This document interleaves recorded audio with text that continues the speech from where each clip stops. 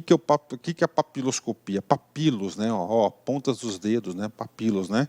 Papiloscopia é a ciência que trata da identificação humana através das papilas dérmicas ou dérmicas de pele, papilas dérmicas presentes na palma das mãos e na sola dos pés. Então, as papilas, mãos e pés, né? Impressões digitais. Por quê, professor? Porque papilas, né? Impressões digitais. Essas impressões nas pontas dos dedos, né? É o seguinte, não existe papilas idênticas. Ou seja, cada ser humano vai ter a sua impressão digital única, tá? Não existe idêntica, tá certo? Não existe idêntica. Então, cada um tem uma coisa de diferenciar aí o ser humano, né? As papilas, né? Tá aí. A palavra papiloscopia é uma mistura do grego-latim, tá? Papila, papilas, scopem, examinar. O papiloscopista é o profissional que trabalha com essa ciência, né? Essa ciência. Então, no seu registro geral, obrigatoriamente, tem que fazer a coleta, o registro, a manutenção das papilas, tá? E lá na área criminal, tem que vir, para ter certeza da vinculação do crime àquela pessoa, faz a coleta ali das papilas do preso, né, da pessoa detida. E as divisões da papiloscopia, nós temos 3 divisões. Temos a datiloscopia, a quiroscopia e a podoscopia. Datiloscopia é o processo de identificação através das impressões digitais. Quiroscopia é o processo de identificação por meio das impressões palmares, ou seja, palma das mãos. E podoscopia é o processo de identificação por meio das impressões das plantas dos pés. Bacana. Então está aí para vocês a papiloscopia, né? A gente estava falando do quê? Das atribuições. 2 grandes focos, né, que nós temos. Primeiro grande foco, na área civil. Área civil. Existe a área criminal, o nome já diz, vai tratar sobre questões criminais, a gente vai explicar como é que ocorre esse procedimento, e também na área civil, né? Principal produto da área civil, registro geral numérico. O professor Luiz Antônio tem o quê? Tem um registro geral lá no RG, tem um registro geral no RG, e esse meu RG está vinculado, é claro, à minha imagem, à minha foto, à minha assinatura, e além disso, as minhas impressões digitais. Qual que vai ser a categoria de Estado responsável por gerenciamento disso? Papiloscopia. Então está aí para vocês, né? Professor, estou fazendo um concurso público, eu quero ficar competitivo. Tudo bem, se seu cargo é papiloscopista, preste muita atenção que eu vou falar para vocês. Se na sua prova tiver aí questões de atualidades, tá? Se tiver questões de atualidades, e tem um projeto de lei em tramitação no Congresso Nacional, que está aí já há algum tempo sendo discutido isso. Acredito eu que logo ele será aprovado, se implementar, chamado Registro Geral Único, né? Onde você vai ter o RG, o CPF, carteira de habilitação e, salvo engano, a carteira de trabalho, tá certo? Carteira de trabalho, todos com apenas um número só. Porque hoje você tem um número de RG, você tem um número de CPF, você tem um número de carteira de habilitação, que é de dirigir, né? Habilitação, e você tem um número de carteira de trabalho. Então, vai ser o registro geral único, né?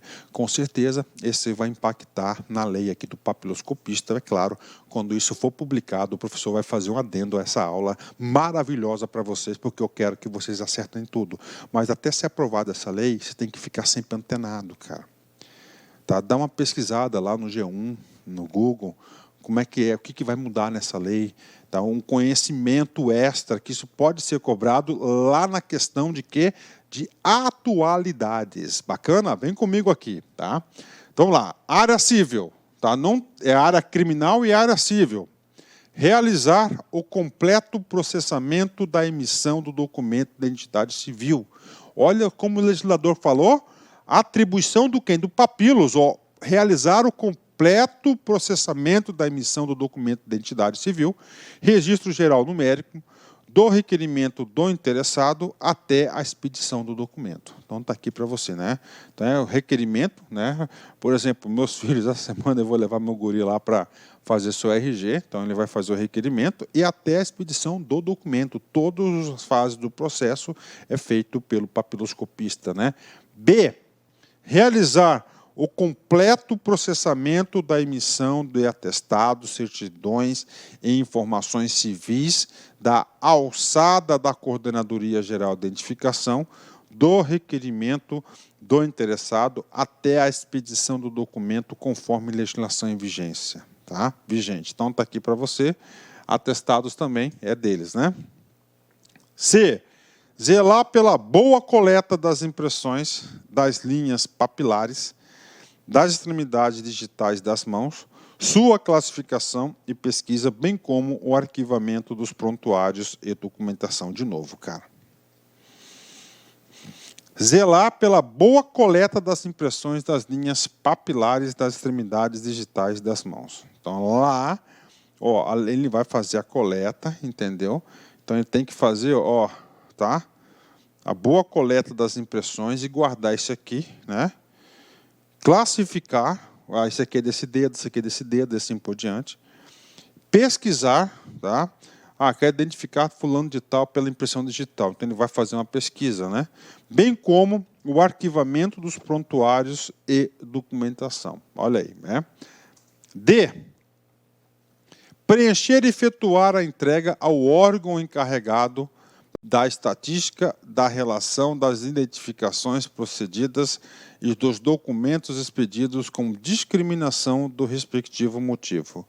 Letra E, última, né?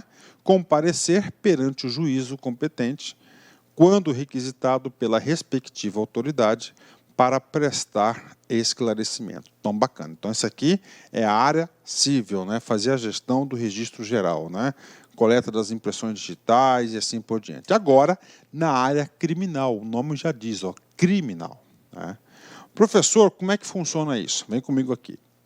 Realizar o completo processamento de identificação criminal das pessoas presas ou detidas, tomando as impressões digitais em prontuário específico na forma da lei, quando requisitado por autoridade competente. Pessoas presas ou detidas.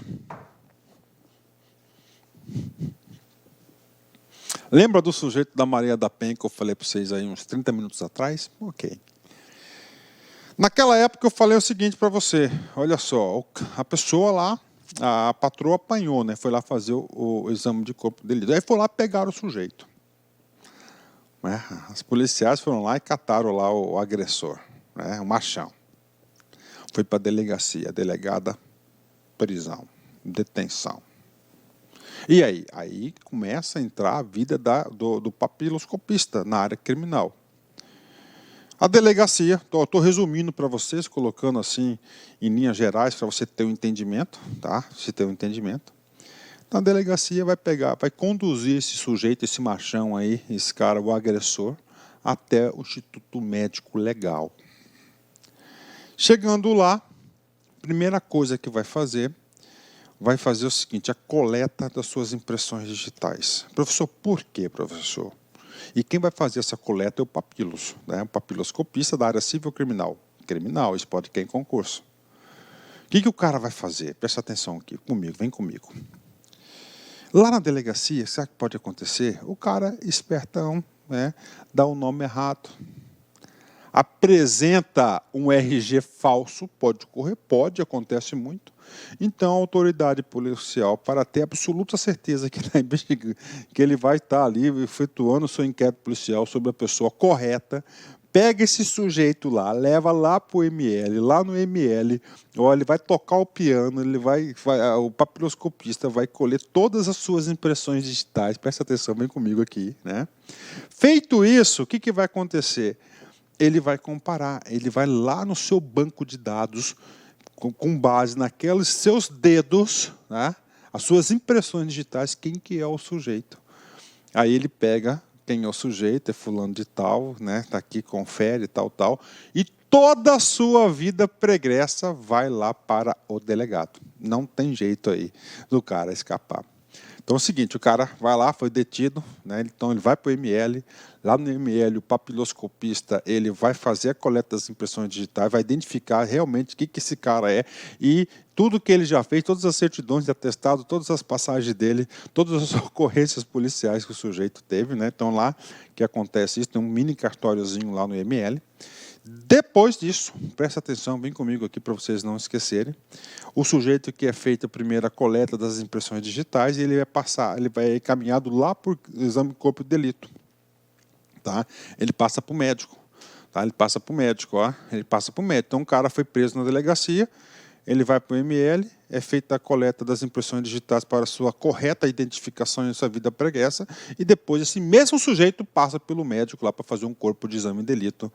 Tá certo? O Estado vai prender o sujeito, então faz um corpo de exame de delito, tá? Para saber a situação dele naquele momento, depois volta para a delegacia lá e o delegado vai mandar bala. Bacana? Entenderam aqui? Então isso aqui é a área criminal. Tá? B. Realizar o completo processamento da emissão do atestado, certidões e informações criminais, da alçada da coordenação geral de identificação, do requerimento do interessado até a expedição do documento conforme a legislação vigente. Tá? Anotar em prontuário próprio, com o respectivo registro geral numérico, as passagens criminais e os respectivos qualitativos. Então está aqui para você. Tá? Então o cara fala, passagens criminais. Então lá quando ele encaminha aquele relatório lá para o delegado, aquele exemplo que eu passei, ó, já vem todas as suas passagens criminais, né? Todas elas passam lá, né? Ok? Tá certo? E vai registrar, né? Por exemplo, voltando aqui um pouquinho, só para vocês terem o completo entendimento dessa matéria. O completo entendimento da matéria.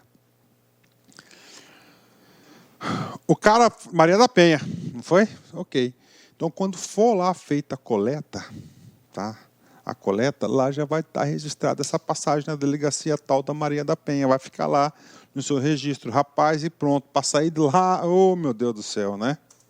Fechou? Então tá lá. D.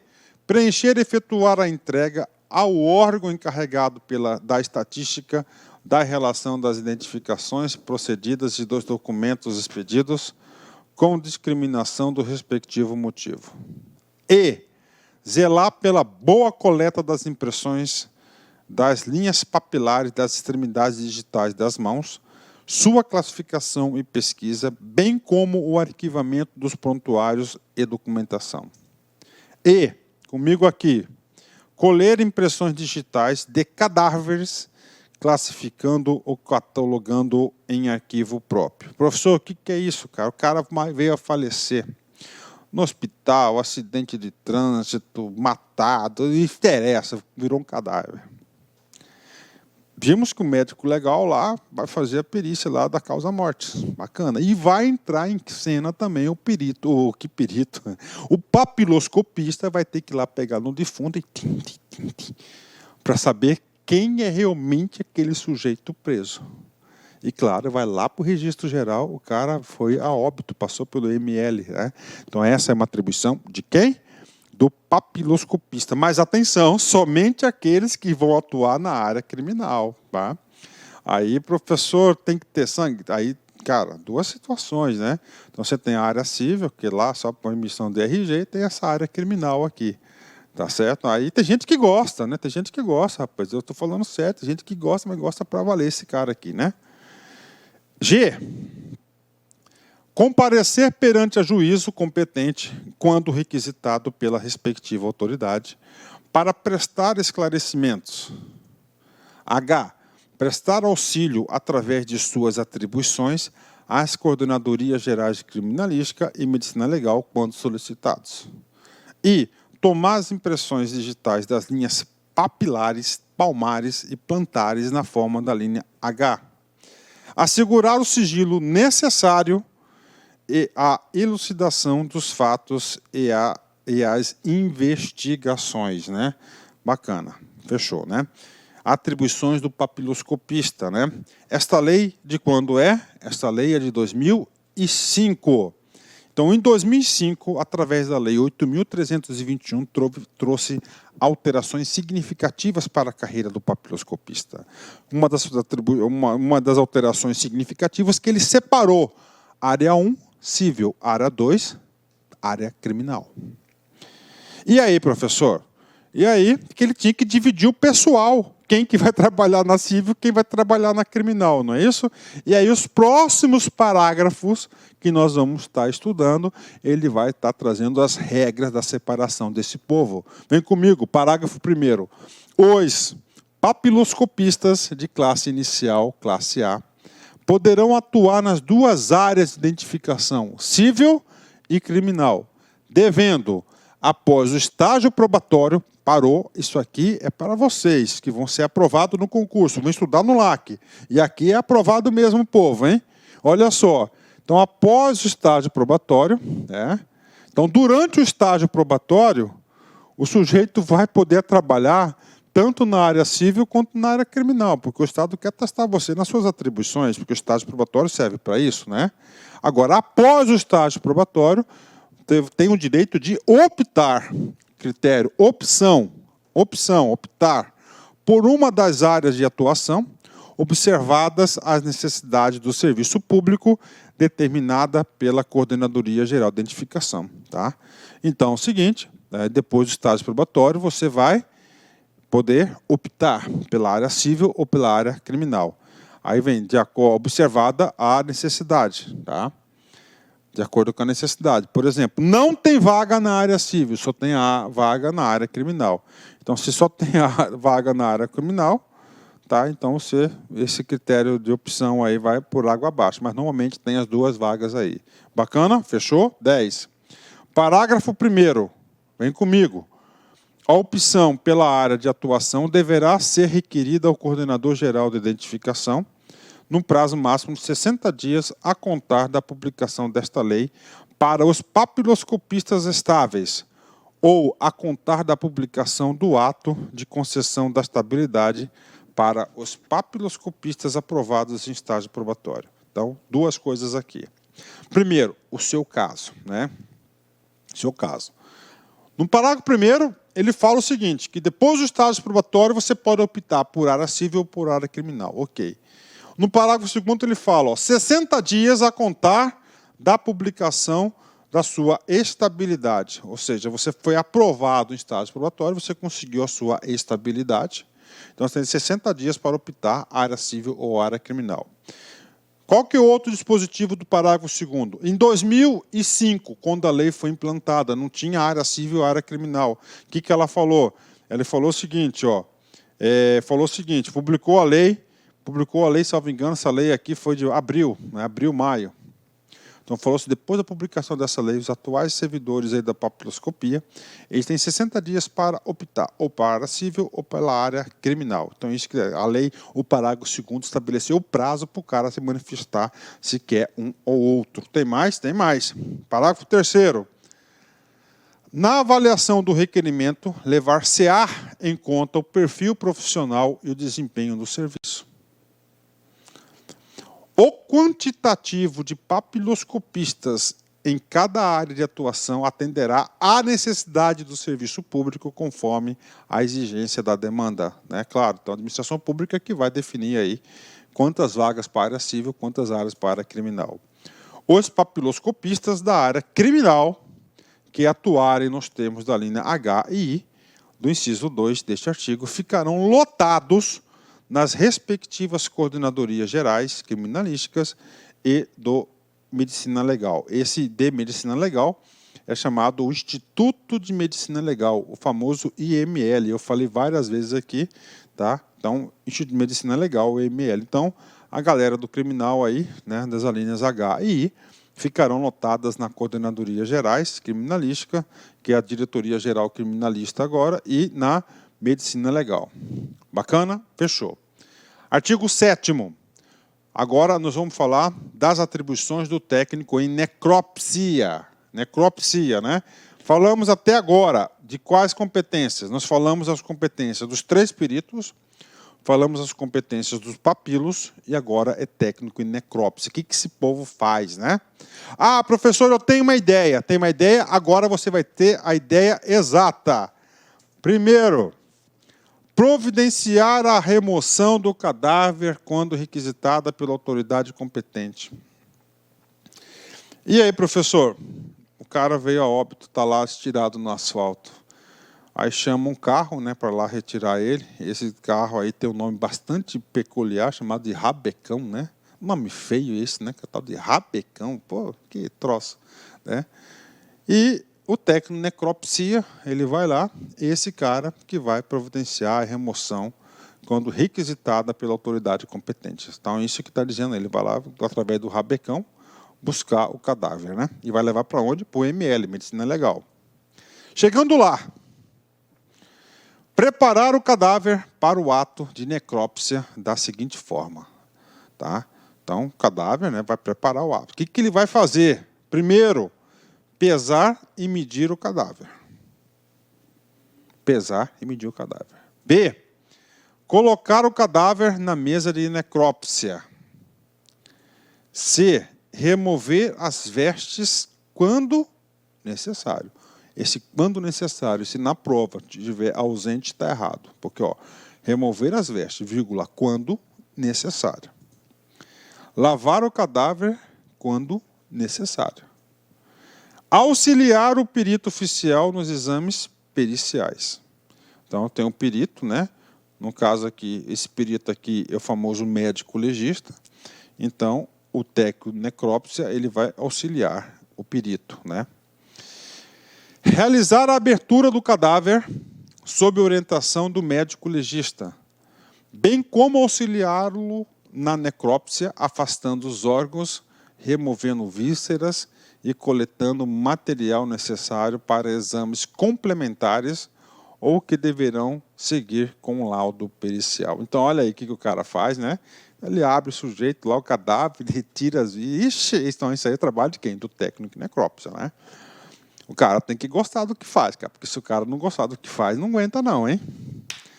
Atribuição 4.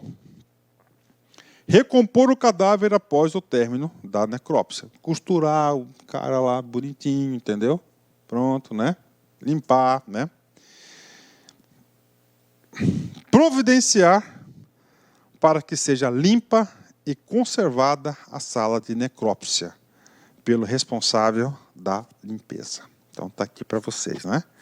Então, é o seguinte, então ele tem que providenciar que seja limpa e conservada a sala de necrópsia pelo responsável, pelo responsável da limpeza. Então, ele tem que manter sempre limpo o seu ambiente de trabalho.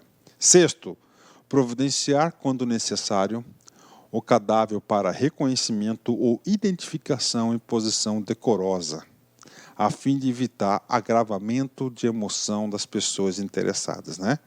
Providenciar, quando necessário, o cadáver para o reconhecimento ou identificação em posição decorosa, a fim de evitar o agravamento, né? Então, o cara, né, o que ele contra isso aí? Por exemplo, foi lá, o cara passou pela causa-morte, fez o exame pericial dele e tal, o médico abriu, deixou todos os negócios dele para fora, né, as vísceras dele, os órgãos, né, então ele tem que recompor, limpar o sujeito lá, deixar todo ele para quê? Para evitar que aumente isso aqui, ó, a emoção das pessoas interessadas. E ele que vai levar a pessoa lá para o reconhecimento. Então, lá onde fica, lá na sala onde ficam os cadáveres, o cara é o dono da chave, é o técnico de necrópsia, é o dono da chave, tá? Ok? 7. Enviar às sessões complementares os materiais e os pertences recolhidos na sala de necrópsia devidamente lacrados. 8. Entregar o corpo após a necrópsia aos familiares ou à funerária, ajudando, quando necessário, no transporte até o carro funerário. Então, o cara aí tem que ajudar até entrega no cargo funerário, né? Quem que faz isso? O técnico de necrópsia, né? Recolher o cadáver na câmara frigorífica quando da ausência de familiares. 10. Atender e orientar a família ou a pessoa responsável pelo cadáver. 11.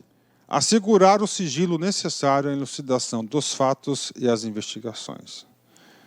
12. Cumprir e fazer cumprir disposições legais, bem como as ordens de serviços, despacho e determinações superiores compatíveis com as suas atribuições. 13.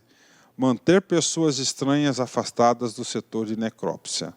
14. Executar outras atividades afins e correlatas, né? Então, essas são as atribuições do técnico de necrópsia. Bacana? Fechou. 10, né? Tranquilo, né?